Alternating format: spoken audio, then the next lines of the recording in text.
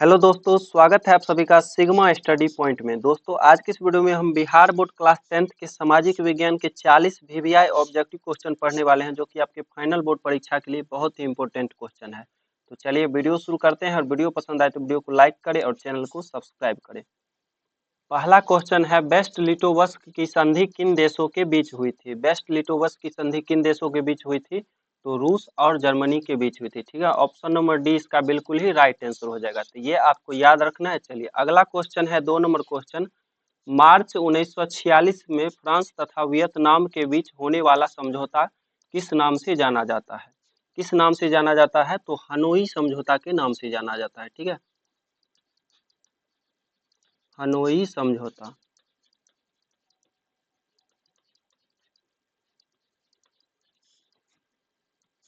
इनमें से कोई नहीं हो जाएगा। ठीक है, मार्च 1946 में फ्रांस तथा वियतनाम के बीच होने वाले समझौता किस नाम से जाना जाता है? तो हनोई समझौता। ठीक है, याद रखना है।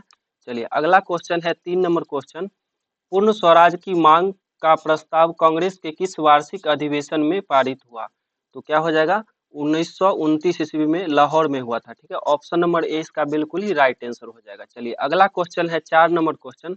वल्लभ भाई पटेल को सरदार की उपाधि किस किसान आंदोलन के दौरान दी गई? वल्लभ भाई पटेल को सरदार की उपाधि किस किसान आंदोलन के दौरान दी गई? तो बारदौली आंदोलन। ठीक है ना, ऑप्शन नंबर ए इसका बिल्कुल ही राइट आंसर हो जाएगा। तो ये आपको याद रखना है। चलिए अगला क्वेश्चन है, 5 नंबर क्वेश्चन। भारत के लिए पहला फैक्ट्री एक्ट कब पारित हुआ?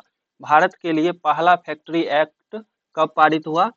तो 1881 ईस्वी में पारित हुआ था। ठीक है, ऑप्शन नंबर सी इसका बिल्कुल ही राइट आंसर हो जाएगा। तो ये आपको याद रखना है। चलिए अगला क्वेश्चन है, 6 नंबर क्वेश्चन है। पूंजीपति वर्ग के द्वारा किस वर्ग का शोषण हुआ? पूंजीपति वर्ग के द्वारा किस वर्ग का शोषण हुआ? तो सभी वर्ग का शोषण हुआ। कार्मिक वर्ग का, मध्यम वर्ग का और कृषक वर्ग का। ठीक है, इनमें से सभी हो जाएगा। ऑप्शन नंबर डी इसका बिल्कुल ही राइट आंसर हो जाएगा।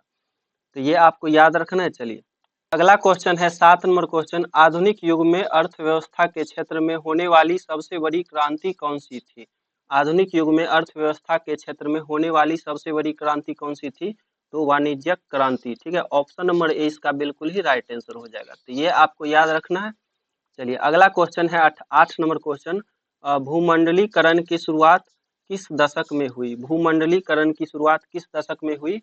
तो 1990 के दशक में। ठीक है, ऑप्शन नंबर ए इसका बिल्कुल ही राइट आंसर हो जाएगा। तो ये आपको याद रखना है। चलिए अगला क्वेश्चन है, 9 नंबर क्वेश्चन।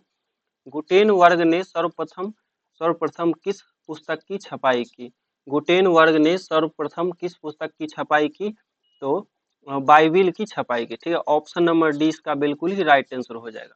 चलिए अगला क्वेश्चन है, 10 नंबर क्वेश्चन। विश्व में सर्वप्रथम मुद्रण मुद्रण की शुरुआत कहाँ हुई?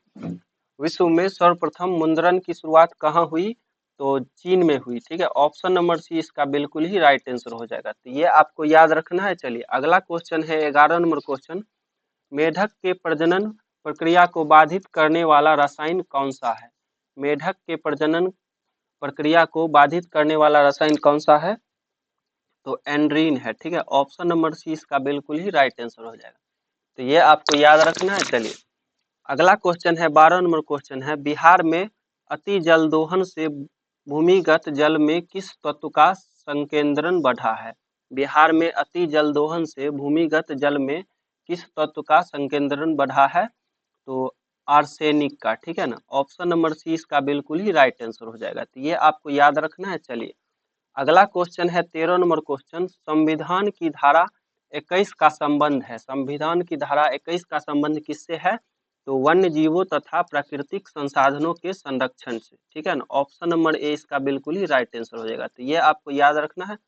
चलिए अगला क्वेश्चन है, 14 नंबर क्वेश्चन। बिहार में कितने प्रतिशत भौगोलिक क्षेत्र में वन का फैलाव है? बिहार में कितने प्रतिशत भौगोलिक क्षेत्र में वन का फैलाव है? तो 7% में। ठीक है ना, ऑप्शन नंबर डी इसका बिल्कुल ही राइट आंसर हो जाएगा। चलिए अगला क्वेश्चन है, 15 नंबर क्वेश्चन। एल्युमिनियम बनाने के लिए किस खनिज की आवश्यकता पड़ती है?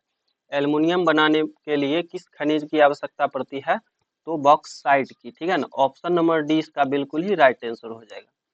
चलिए अगला क्वेश्चन है 16 नंबर क्वेश्चन, भारत में किस राज्य में सौर ऊर्जा के विकास की सर्वाधिक संभावनाएं हैं?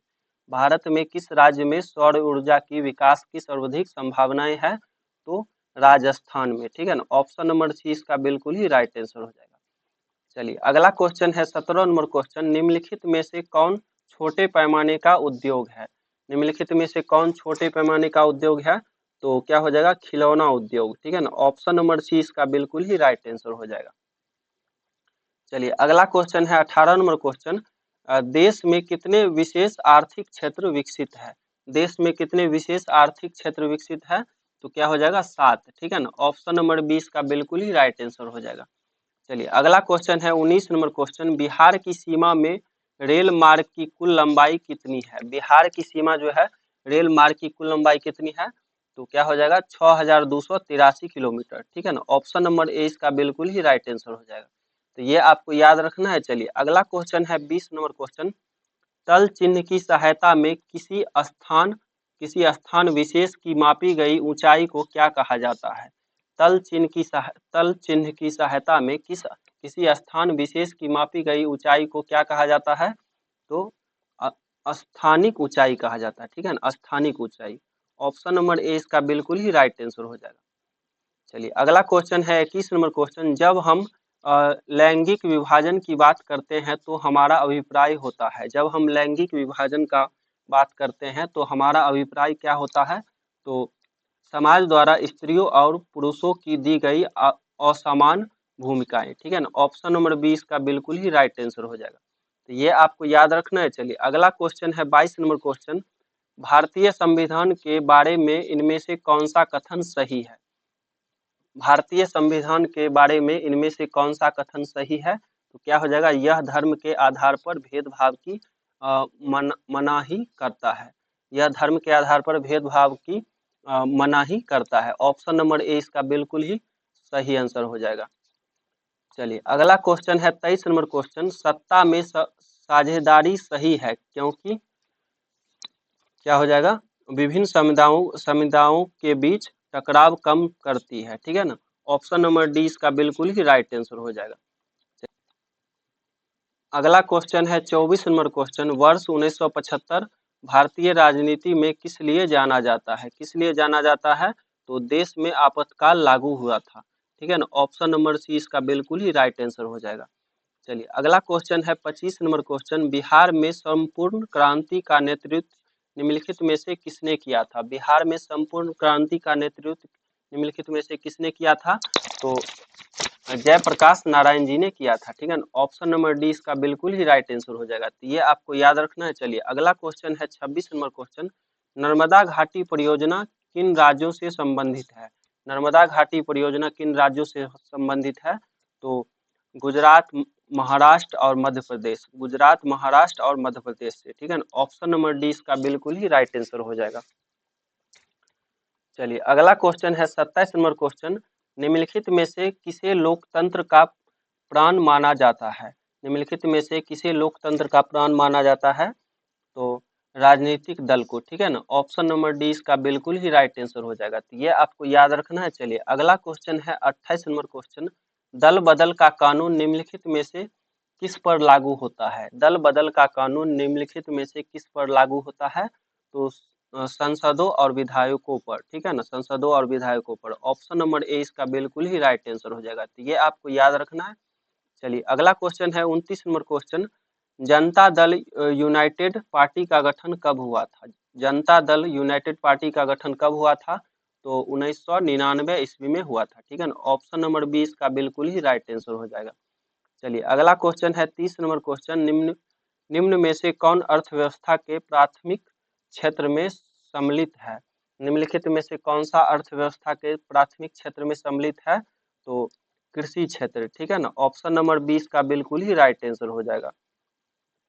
चलिए अगला क्वेश्चन है 31 नंबर क्वेश्चन, जिस देश की प्रति व्यक्ति आय अधिक होती है वह देश कहलाता है। जिस देश की प्रति व्यक्ति आय अधिक होती है वह देश कहलाता है, क्या कहलाता है? तो विकसित कहलाता है, ठीक है ना। ऑप्शन नंबर 20 का बिल्कुल ही राइट आंसर हो जाएगा। चलिए अगला क्वेश्चन है 32 नंबर क्वेश्चन, बिहार के किस जिले की प्रति व्यक्ति आय सर्वाधिक है? बिहार के किस जिले की प्रति व्यक्ति आय सर्वाधिक है? क्या हो जाएगा? तो पटना की, ठीक है ना। ऑप्शन नंबर ए इसका बिल्कुल ही राइट आंसर हो जाएगा। चलिए अगला क्वेश्चन है 33 नंबर क्वेश्चन, भारत का केंद्रीय बैंक कौन सा है? भारत का केंद्रीय बैंक कौन सा है? तो रिजर्व बैंक ऑफ इंडिया हो जाएगा, ठीक है ना। ऑप्शन नंबर ए इसका बिल्कुल ही राइट आंसर हो जाएगा। चलिए अगला क्वेश्चन है 34 नंबर क्वेश्चन, व्यावसायिक बैंक का सर्वप्रथम राष्ट्रीयकरण कब किया गया था? व्यावसायिक बैंकों का सर्वप्रथम राष्ट्रीयकरण कब किया गया था? तो 1969 ईस्वी में किया गया था, ठीक है ना। ऑप्शन नंबर सी इसका बिल्कुल ही राइट आंसर हो जाएगा। तो ये आपको याद रखना है। चलिए अगला क्वेश्चन है 35 नंबर क्वेश्चन, ऊर्जा के मुख्य स्रोत क्या है? ऊर्जा के मुख्य स्रोत क्या हो जाएगा? तो कोयला हो जाएगा, ठीक है ना। ऑप्शन नंबर ए इसका बिल्कुल ही राइट आंसर हो जाएगा। चलिए अगला क्वेश्चन है 36 नंबर क्वेश्चन, इनमें से कौन सी बहुराष्ट्रीय कंपनी है? इनमें से कौन सी बहुराष्ट्रीय कंपनी है? तो इनमें से सभी हो जाएगा, ठीक है ना। ऑप्शन नंबर डी इसका बिल्कुल ही राइट आंसर हो जाएगा। चलिए अगला क्वेश्चन है 37 नंबर क्वेश्चन, उपभोक्ता अधिकार दिवस कब मनाया जाता है? उपभोक्ता अधिकार दिवस कब मनाया जाता है? तो 15 मार्च को मनाया जाता है, ठीक है ना। ऑप्शन नंबर 20 का बिल्कुल ही राइट आंसर हो जाएगा। चलिए अगला क्वेश्चन है 38 नंबर क्वेश्चन, यदि किसी वस्तु या सेवा का मूल्य 20 लाख से अधिक तथा 1 करोड़ से कम है तो उपभोक्ता कहाँ शिकायत कर सकता है? कहाँ शिकायत कर सकता है? तो राज्य आयोग में, ठीक है ना। राज्य आयोग में शिकायत कर सकता है। ऑप्शन नंबर 20 का बिल्कुल ही राइट आंसर हो जाएगा। चलिए अगला क्वेश्चन है 39 नंबर क्वेश्चन, सुनामी का प्रमुख कारण क्या है? सुनामी का प्रमुख कारण क्या है? तो समुद्र में भूकंप का आना, ठीक है ना। ऑप्शन नंबर ए इसका बिल्कुल ही राइट आंसर हो जाएगा। तो ये आपको याद रखना है। अगला क्वेश्चन है जो कि लास्ट क्वेश्चन है 40 नंबर, भूकंप केंद्र के ऊर्ध्वाधर पृथ्वी पर स्थित केंद्र को क्या कहा जाता है? भूकंप केंद्र के ऊर्ध्वाधर पृथ्वी पर स्थित केंद्र को क्या कहा जाता है? क्या कहा जाता है? तो अधिकेंद्र कहा जाता है, ठीक है ना। ऑप्शन नंबर 20 का बिल्कुल ही राइट आंसर हो जाएगा। तो मिलते हैं एक नई वीडियो में, और वीडियो पसंद आए हो तो वीडियो को लाइक करें, चैनल को सब्सक्राइब करें और अपने दोस्तों के साथ वीडियो को शेयर करें। जय हिंद, जय भारत।